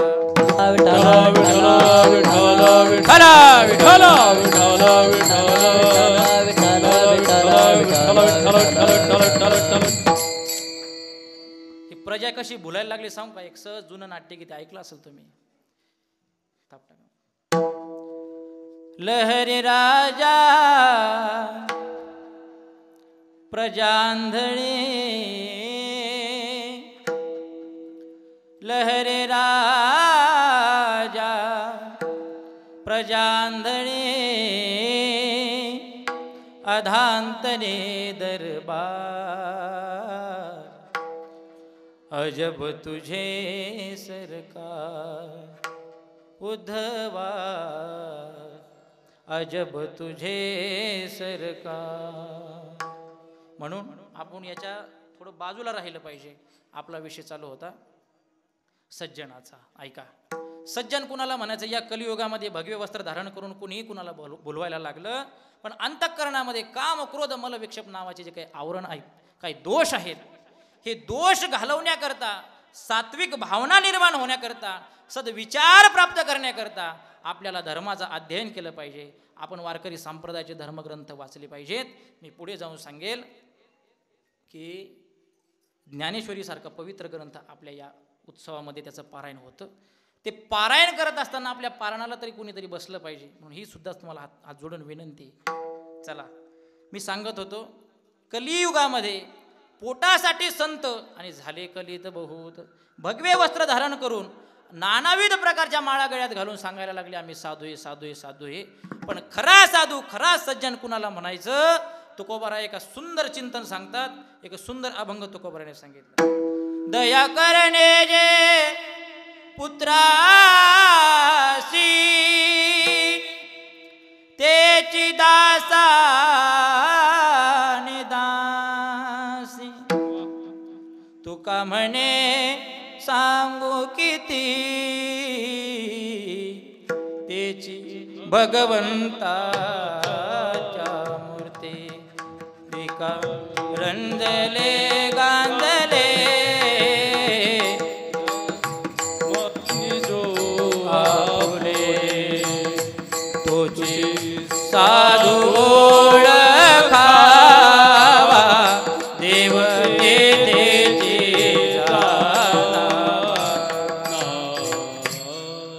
दया करणे जे पुत्रासी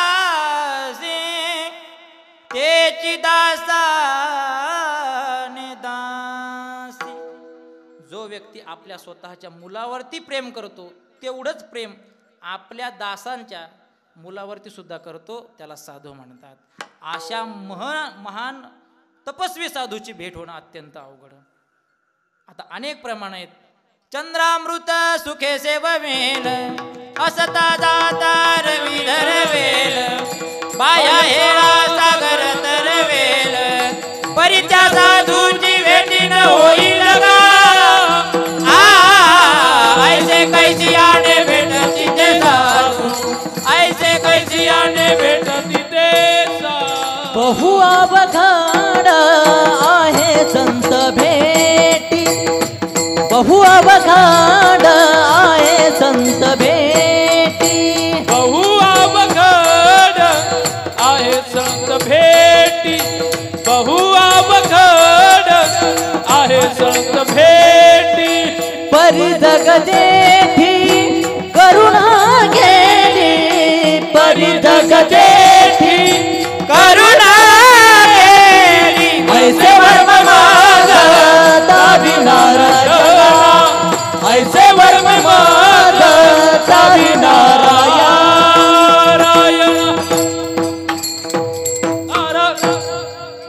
बहु अवघड असे संत भेटी किंवा आहे संत भेटी. परी जग जेठी करुणा केली जग जेठी. अवघड आहे संत भेटी, पण संतांची कृपा झाल्यानंतर देव भेटत असतो आणि देवाची कृपा झाल्यानंतर संत भेटत असतात. एकदा का ते संत भेटले की श्रीमंत श्री जगद्गुरु तुकोबाराय सांगतात. अभंगाची पूर्वपीठिका अशी आहे. श्रीमंत श्री जगद्गुरु तुकोबारायांना एका साधकाने प्रश्न केला, का हो तुकोबाराय, खूप थकले तुम्ही, खूप चेहरा तुमचा पडला. तुकोबारायावरती अगणित आलेले काही दुःखद घटना त्या ठिकाणी तुकोबारायावरती प्रसंग आले. ऐका. स्त्री एक अन्न करता मेली, अन्न खायला मिळालं नाही तुकोबारायांच्या पत्नीला. दुसरी घटना, संतू नावाचा मुलगा मेला तरीही तुकोबारायांनी नामचिंतन सोडलं नाही. ऐका. तुकोबारायांच्या 8 पिढ्याचं पुण्याचं गाठोडं भगवान पंढरीचे पांडुरंग परमात्म्याच्या डोक्यावरती झालं होतं. तुकोबाराय देहू गावामध्ये फिरायला लागले आणि देहू गावामध्ये फिरत असताना एकच प्रश्न विचारू लागले, पुसावेसी हे जीवाटे जे जे भेटे तयासे, जे जे भेटे तयासी देव कृपा करिल माझ काय लाज राखेल. प्रत्येक व्यक्तीला भेटल्यानंतर विचारू लागले की मला देव कधी भेटेल, माझा उद्धार कधी होईल. प्रत्येकाला उद्धाराचं साधन विचारू लागले. एक दिवस थकले आणि गंगेच्या काठावरती झोपले आणि गंगेच्या काठावरती झोपल्यानंतर 8 पिढ्याचं पुण्याचं गाठोडं पंढरीश पांडुरंग परमात्म्याच्या डोक्यावरती असल्या कारणानं पंढरीश पांडुरंग परमात्मा सगुण साकार रूपात तुकोबारायांच्या समोर येण्याकरता घाबरत होते. हा अधिकार माझ्या तुकोबारायांचा आणि त्या तुकोबारायांच्या जिल्ह्यामध्ये तुम्ही आम्ही जन्माला आलात. अरे किती भाग्यवान आहात तुम्ही. ऐका. तुकोबारायांच्या समोर येण्याकरता भगवान पंढरीश पांडुरंग परमात्मा घाबरत होते, यात नवल नाही. देवाच्या सगुण साकार रूपात देवाला येण्याकरता भीती तर वाटतच होती, परंतु देवांनी काय निर्णय घेतला. बाबाजी चैतन्य सांगितले नाम, मंत्र दिला राम कृष्ण हरी. बाबाजी चैतन्यांचं रूप धारण केलं कुणी? पंढरीश पांडुरंग परमात्म्याने. आणि आले कुठे? गंगेच्या तीरावरती. पण कधी आले? जगद्गुरु तुकोबाराय निद्रिस्त अवस्थेमध्ये होते तेव्हा. तुकोबारायांच्या स्वप्नामध्ये आले आणि स्वप्नामध्ये आल्यानंतर तुकोबारायांना मंत्र दिला. कुठला मंत्र दिला? कुठला? रामकृष्ण. जय जय राम कृष्ण हरी. जय जय राम कृष्ण हरी जय जय राम कृष्ण हरी जय जय राम कृष्ण हरी जय जय राम कृष्ण हरी जय जय राम कृष्ण हरी जय जय राम कृष्ण हरी जय जय राम कृष्ण हरी. असं गोड भजन त्या ठिकाणी तुकोबरायांच्या स्वप्नामध्ये जाऊन बाबाजी चैतन्याने मंत्र दिला. तुकोबराय स्वप्नातून जागी झाले, पण स्वप्नामध्ये बाबाजी चैतन्याने गुरुदक्षिणा मागितली होती. भोजना मागती तुप पावशेर पडिला विसर स्वप्ना माझी. काही माणसं म्हणतील तुम्ही तुकोबरायांचं एवढं मोठं अधिराज्य सांगता, भगवान पंढरीशी पांडुरंग परमात्मा एवढा मोठा देव सांगता, आणि त्या देवाने बाबाजी चैतन्यांचं रूप धारण करून काय मागितलं? पावशेर तूप. ऐका, थोडासा वेदांताचा भाग आहे, तुमच्या डोक्यात शिरेल नाही शिरेल पण सांगणं गरजेचं आहे. ऐका, भोजना मागती तुप पावशेर या शब्दाचा अर्थ तूप म्हणजे चित्त. आपल्या अंतकरणाच्या 4 गोष्टी आपल्या अंतकरणामध्ये आहेत. त्याचं नाव आहे अंतकरण चतुष्टय. मन, बुद्धी, चित्त आणि अहंकार ह्या 4 गोष्टी आपल्या अंतकरणात राहतात. त्याला म्हणतात अंतकरण चतुष्टय. 1 रुपयाचे 4 भाग, 25 पैसे, 25 पैसे, 25 पैसे आणि 25 पैसे. थोडक्यात 1 किलोचा 4था भाग म्हणजे कितवा भाग? 4था भाग म्हणजे किती? पावशेर. अंतकरण रूपी 1 किलोचा 4था भाग म्हणजे मन, बुद्धी, चित्त आणि अहंकार. चित्त हे 4 घटकातलं 1 देणं. चित्त देणं म्हणजे काय देणं? तूप देणं. कारण एकदा दुधापासून तूप निर्माण झालं की त्या तुपाला कितीही प्रक्रिया केली रे केली तरी त्याचं दुधात रूपांतर होत नाही. माझा सांगण्याचा भाग एवढाच की ते चित्त, ते लोणी रूपी तूप तू आम्हाला काय कर? अर्पण कर. म्हणजेच भोजना मागती तुप पावशेर. ऐका, तुकोबराय उठले, संपूर्ण देहू गावामध्ये फिरायला लागले आणि देहू गावामध्ये आनंद उत्सव साजरा करायला लागले, भजन करायला लागले. जो जो भेटेल त्याला सांगायला लागले की माझं भाग्य उजळलं, माझं भाग्य उजळलं, माझं भाग्य उजळलं. आणि तुकोबरायांना एका साधकाने प्रश्न केला की नक्की भाग्य उजळलं तरी कसं? तुकोबराय म्हणली माझी समूळ चिंता नष्ट झाली, माझी चिंता वारली. अभंगाच्या पहिल्या उजळले भाग्य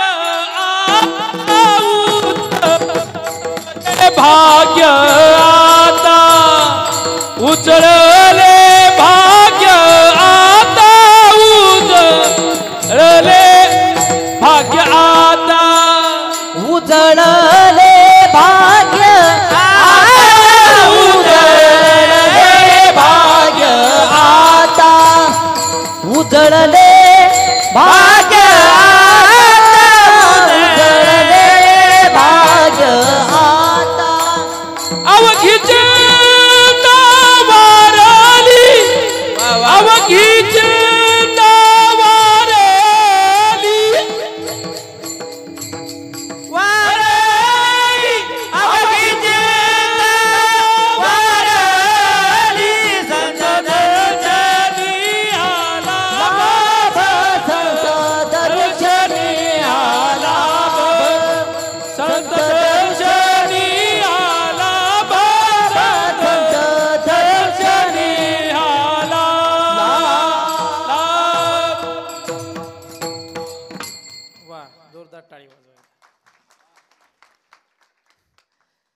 माझा स्वर आहे पांढरीतींचा, म्हणजे उंच स्वर आहे, तरी प्रवास करून आलो.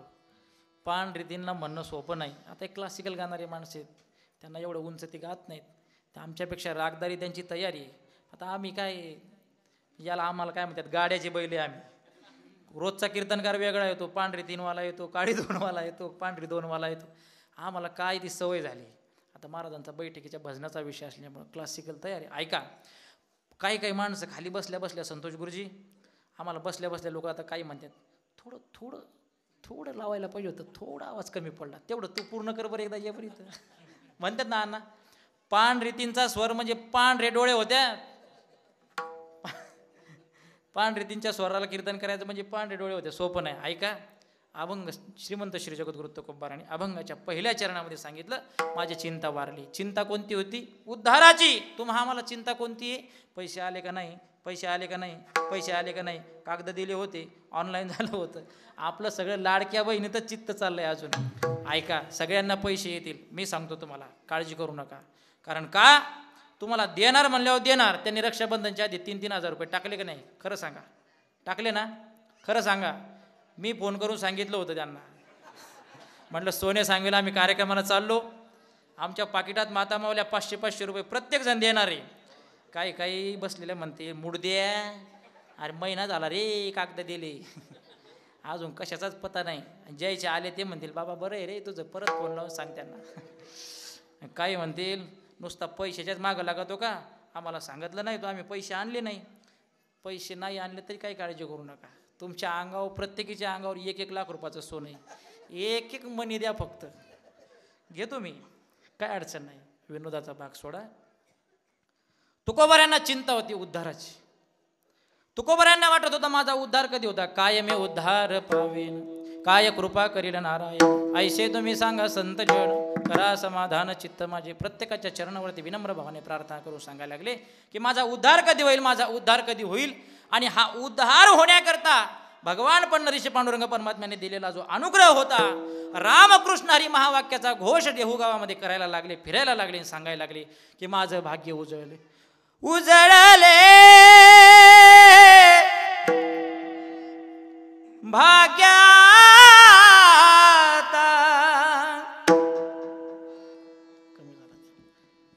उजळले भाग्याता. तुकोबाराय म्हणतात माझं भाग्य उजळ. ऐका, अभंगाचा पहिला शब्द आहे उजळले. उजळले शब्द आहे पहिला. पूर्वीच्या माता मावल्या चांदीचे दागिने अंगावरती घालत होत्या, सोन्याचे दागिने आजही घालतात, पूर्वी घालत होती, पण पूर्वी चांदीचे दागिने जास्त घालत होत्या.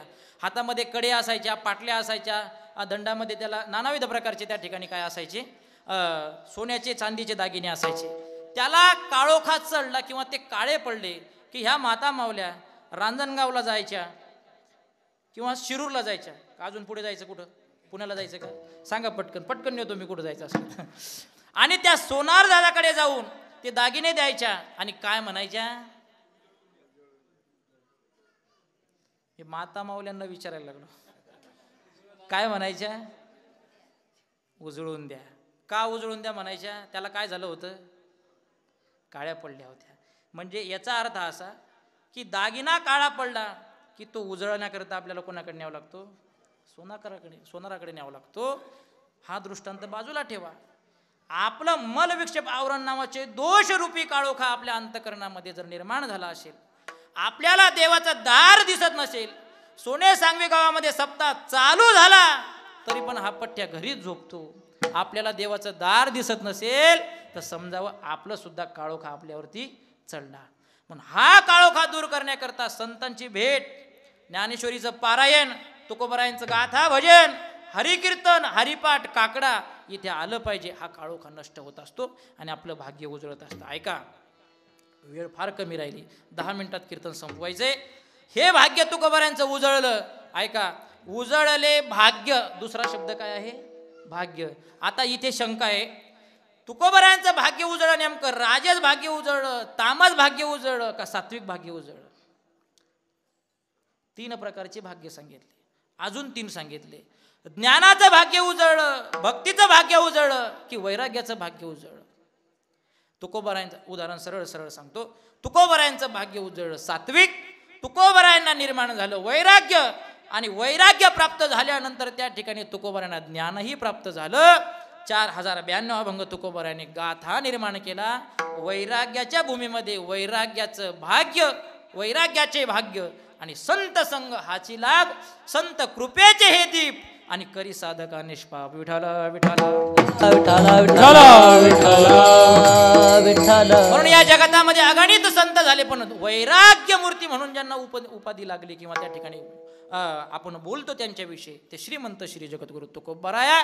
माझ्या तुकोबारायांना वैराग्याचं भाग्य प्राप्त झालं. उजळले भाग्य. आता ऐका, आता हा मंगलवाचक शब्द आहे, ज्याचं व्याकरण झालं असेल. हा दिशादर्शक सर्वनाम म्हणायला हरकत नाही आणि मंगलवाचक सर्वनाम म्हणायला सुद्धा हरकत नाही.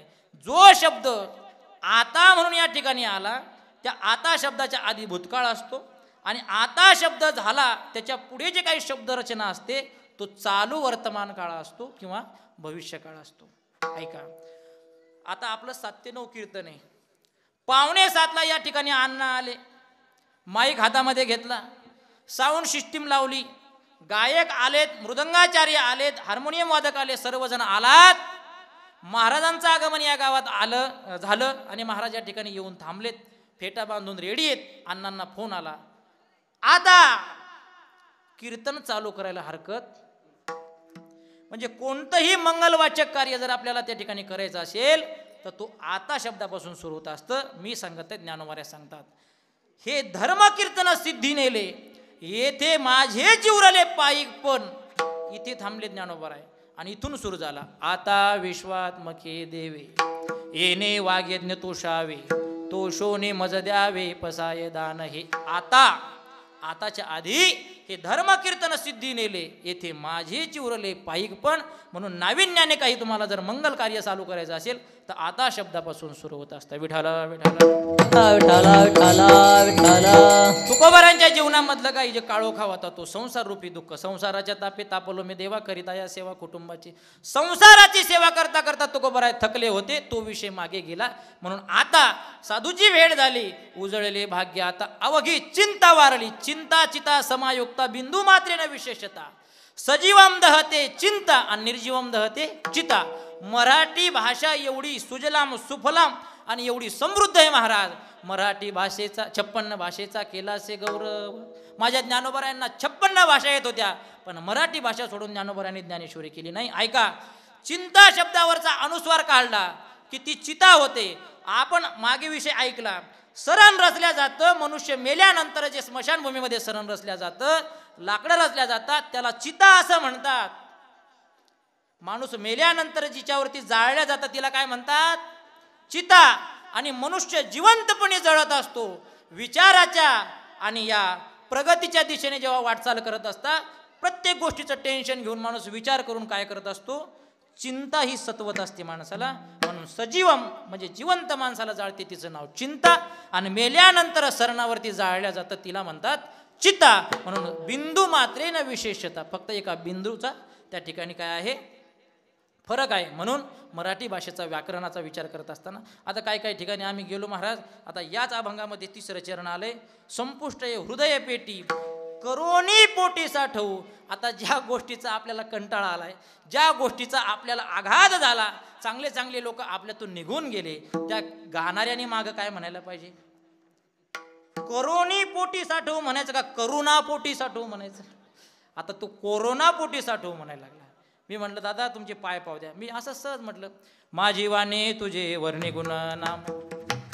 ते माझी वाणी म्हणलं मी, तो काय म्हणू लागला? माझी मामी तुझे वर्णी. म्हणलं आता मामा म्हण का मामी म्हण बाबा. पण एवढा मराठी भाषेचा सांगण्याचा भाग, एवढे शब्द मोजके मोलाचे आहेत महाराज. प्रत्येक शब्दाला अर्थ वेगळा वेगळा आहे. मी म्हणत होतो, रंगणी रांगतन गुलगुला बोलत. अभंग ज्ञानोबरायांचा आपण ऐकताय सर्वजण. रंगणी रांगत गुलगुला बोलत. मी असं म्हणायला लागलो, ते मागचं म्हणे रंगणी रांगत गंगूला बोलत. अरे म्हणलं बाबा गंगूला, आता गंगूला म्हण का गंगूला म्हण का गंगीला म्हण. म्हणलं पण म्हण बाबा, आता मागं म्हणायलाच कोण नसल्यावर काय करणार आहे माणूस. नानाविध प्रकारचे या ठिकाणी आपल्याला प्रसंग पाहायला मिळतात. ऐका, मराठी भाषा एवढी समृद्ध आहे महाराज. इंग्लिश आपण शिकतो, शिकणं काळाची गरज आहे. पण राजाला इंग्लिशमध्ये काय म्हणतात? काय म्हणतात? परत काय म्हणतात? गुरुजी अहो, एवढी गरीब भाषा आहे इंग्लिश, एवढी दरिद्री भाषा आहे. कोणाला वाईट वाटेल, पण आज मराठी भाषा एवढी समृद्ध आहे. राजा, भूपती, छत्रपती, नाना विविध प्रकारचे मराठी भाषेमध्ये राजा शब्दाला आपल्याला त्या ठिकाणी उपाध्या मिळतील. एवढी परिपक्व असणारी मराठी भाषा म्हणून या भाषेवरती प्रेम करा. उजळले भाग्य आता अवघे चिंता वारली. एखादी माता माऊली सोने सांगित वारू नाही, पण वारली. 8 दिवसात वारू नाही बाबा. सप्ताह चालू आहे आपला. आमची नानी म्हणली, मगा नानी आली का नाही कीर्तनाला? इंदाबाई आमची कुठे आली का? बाबा माझी मुगी तोडणं चालली, देवाने मला आत्ता न्यावं. मी म्हटलं जा, पण सप्ताह झाल्यावर जा, गडबड करू नको, सप्ताह होऊ दे, सप्ताह झाल्यावर जा. आता वय झालंय, कंटाळी, काम करावं लागतं. मुगी काय एवढी सोपी नाही. आता या वयात एवढं काम करून आमची सेवा करते, एवढं महाराज प्रेम आहे तुमचं. असो, मी काय सांगत होतो, म्हणा आता कीर्तन. विषय चाललो होता वारली. वारली शब्दाचा अर्थ असा होतो, एकदा का गेली ती परत येत नाही. तुकोबाराय म्हणाले असते, उजळले भाग्य आता अवघी चिंता गेली, गेलेली परत येऊ शकते. आता रक्षाबंधनला माझ्या माता मावल्या भावांकडे गेल्या असतील, गेलेल्या माता मावल्या परत आल्या, पण जी माता माऊली वारली म्हटलं की ती परत येणार नाही. चिंता वारली म्हणजे समूह नष्ट झाली. बरं, ही चिंता कोणामुळे वारली? तर संत दर्शनी हा लाभ पद्मनाभ जोडीला.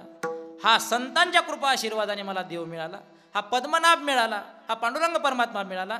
आणि हा पांडुरंग परमात्मा तुम्ही ठेवला कुठे? तर तुकोबाराय म्हणता, संपुष्ट हे हृदय पेटे करोनी पोटे साठव. माझ्या हृदयामध्ये मी तो साठवून ठेवला. बरं, याआधी कुणी कुणी ठेवला? ते एक मोठं उदाहरण आहे. पवनसुत हनुमंतराय यांनी स्वतःच्या अंतकरणामध्ये प्रभू रामचंद्र, लखनजी आणि सीतामाई स्वतःच्या अंतकरणामध्ये स्वतःची छाती फाडून त्या अंतकरणामध्ये त्यांना विराजमान केलं. भजन आपण ऐकताय सर्वजण. श्रीराम जानकी बैठे मेरे सीने में, श्रीराम जानकी बैठे मेरे सीने में हो. आता बोलून बोलून घसा बसलाय, आवाज बसलाय. असा ऐका, हनुमंतरायाने आपल्या अंतकरणामध्ये प्रभू रामचंद्र पंचायतन त्या ठिकाणी ठेवलं. हनुमंतरायानंतर कोणी ठेवला? श्री संत सावता महाराज. सावता महाराजांनी आपल्या हृदयामध्ये पंढरी श्री पांडुरंग परमात्मा साठवला. प्रसंग असा आहे, नामदेव महाराज कच्चे ठरले, नामदेव महाराजांची परीक्षा घ्यायची म्हणून श्रीमंत श्री पंढरीनाथ पांडुरंग परमात्मा त्या नामदेवांची परीक्षा घेण्याकरता पळायला लागले. नामदेवा मला बघ, आपण लपंडाव खेळू. पळायला लागले, थोड्या थोड्या खुणा करत करत करत पळायला लागले आणि सावतोबांच्या आरणभेंडी या गावामध्ये गेले. इतिहास फार मोठा आहे, पण छोटा करून सांगतो. आरणभेंडीला गेले आणि सावता महाराज भजन करायला लागले. ज्येष्ठ श्रेष्ठ असणारे श्री संत सावता महाराज. आणि भजन करत असताना शेजारी खुरपं ठेवलेले, घोंगडीवरती बसलेले, भजन चाललं. श्री विठ्ठल श्री विठ्ठल श्री विठ्ठल श्री विठ्ठल भजन चाललं असताना सावता महाराजांच्या मळ्यामध्ये कोण आलं? पांडुरंग परमात्म्याने एका सर्वसामान्य माणसाचं रूप धारण केलं होतं आणि सांगितलं होतं, अहो सावता महाराज, माझ्या पाठीमागे चोर लागलाय, चोर. पण ज्येष्ठ श्रेष्ठ असणारे सावता महाराज, त्या सावता महाराजांची एवढी दृष्टी श्रेष्ठ होती आणि एवढी दृष्टी मोठी होती, त्यांना आपल्या संपूर्ण जीवनामध्ये घरदार सोडून आणि आपला मळा सोडून कुठेही जायची गरज पडली नाही. पंढरीनाथ तिथे आले आणि सर्वसामान्याच्या रूपामध्ये सावता महाराजांनी स्मरण केलं आणि बघितलं नामदेव कच्चे ठरले. आणि नामदेवजी कच्चे ठरले याचा अर्थ देव दूर चाललाय, मलाही दूर करण्याचा प्रयत्न देव करतायत. आणि देवाला असं वाटत असेल की सावता महाराज कच्चे आहेत, म्हणून सावता महाराजांची सुद्धा परीक्षा घ्यायला कोण आलं? देव आले. आणि देवाने सांगितलं, सावतोबा मला लपायला जागा द्या, माझ्या पाठीमागे चोर लागले. सावता महाराजांनी स्मित हास्य केलं, सांगितलं, अरे ऐसा पुराण प्रसिद्ध चोर तू. या जगतामध्ये 6 शास्त्र 18 पुराण तुझं वर्णन गातात की सगळ्यात मोठा असणारा चोर कोण आहे? चित्त चोरी येले नंदाच्या नंदने, चित्त चोरी येले नंदाच्या नंदने. तुका म्हणे येणे गरुड ध्वजे, त्याने चित्ताचं हरण केलं. तो चोर ऐसा पुराण प्रसिद्ध चोर. हा चोर म्हणजे भगवान पंढरीश पांडुरंग परमात्मा. सावता महाराजांनी ओळखलं. सावता महाराजांनी वेळ नाही घालवला. सावता महाराज म्हटले, मी जर म्हटलो असतो की माझ्या मळ्यामध्ये लपा, माझ्या घरामध्ये लपा, तर मी आडवा आला असता शब्द. आणि हा मीपणा आडवा आल्यानंतर देव दूर जात असतो. म्हणून सावता महाराज हुशार होते. सावता महाराजांनी जवळचं खुरपं घेतलं, स्वतःची छाती फाडली आणि आपल्या अंतःकरणामध्ये पंढरीश पांडुरंग परमात्म्याला जागा दिली. म्हणून धन्य त्याची माता, धन्य त्याचा पिता साठविला दाता त्रैलोक्याचा. म्हणून सुंदर भजनं आपण गातो त्यांची, कारण कधी मळा सोडून गेले नाही.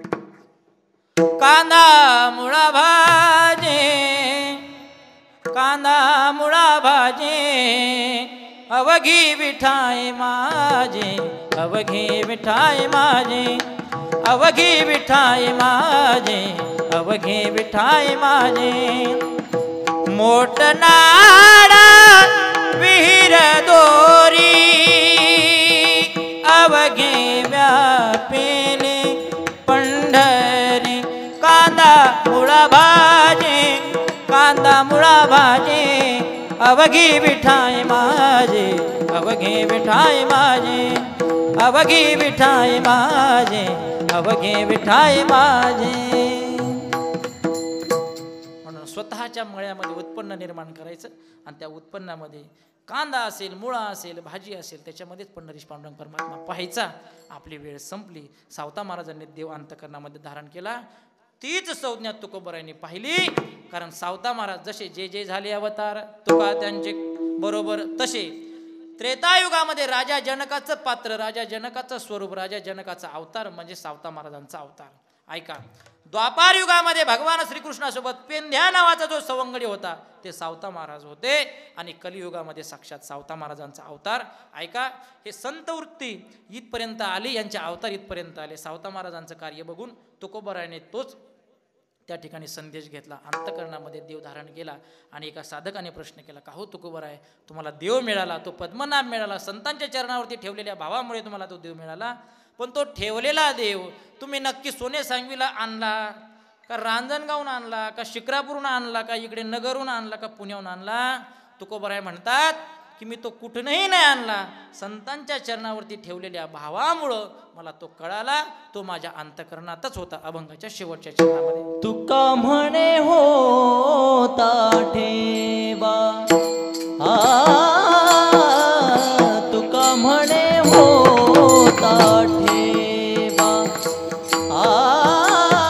तुका म्हणे होता ठेवा, ठेवा तुका म्हणे होता ठेवा. तो या भावा सापडला, तो या भावा सापडला, संत दर्शने हा लाभ, संत दर्शने हा लाभ. तो या भावा सापडला, तो या भावा सापडला, सापडला संत दर्शने हा लाभ, लाभ संत दर्शने हा लाभ. पद्मनाभ जोडला, पद्मनाभ जोडला,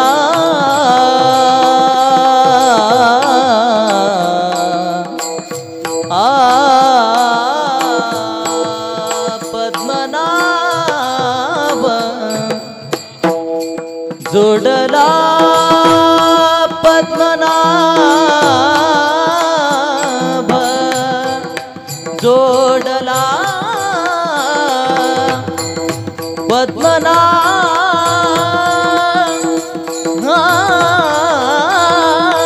पद्मनाभ जोडला, पद्मनाभ जोडला, संत दर्शने आला लाभ, संत दर्शने आला. पद्मनाभ जोडियेला, पद्मनाभ,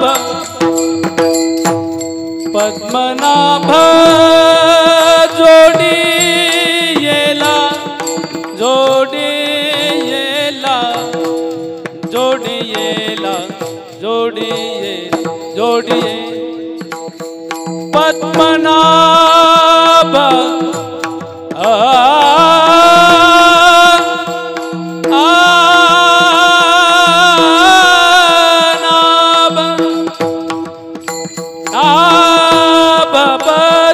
नाभ पद्मनाभ जोडी येला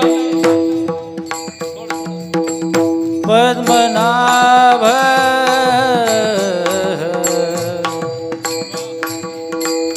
जोडी येला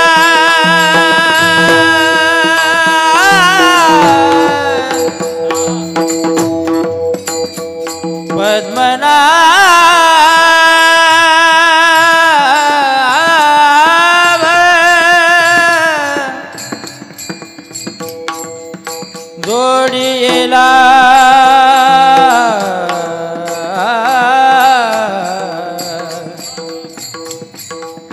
जोडी येला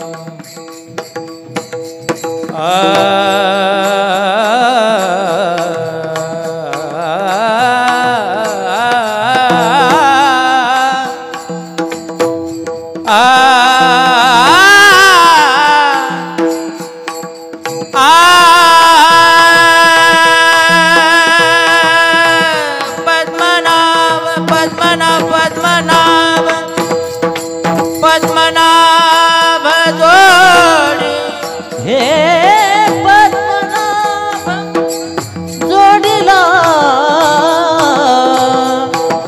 पद्मनाभ जोडीला पद्मनाभ जोडीला संत दर्शने हाला संत दर्शने हाला विठोबार कुमाये विठोबार कुमाये विठोबार कुमाये हरी हरी विठोबार कुमाई विठोबार कुमाये विठोबार कुमाये विठोबार कुमाये विठोबार कुमाई विठोबार कुमाये विठोबार कुमाये विठोबार कुमाये विठोबार कुमाये विठोबार विठोबार कुमाये कुमाये विठोबार कुमाई कुमाये हरी विठोबार कुमाई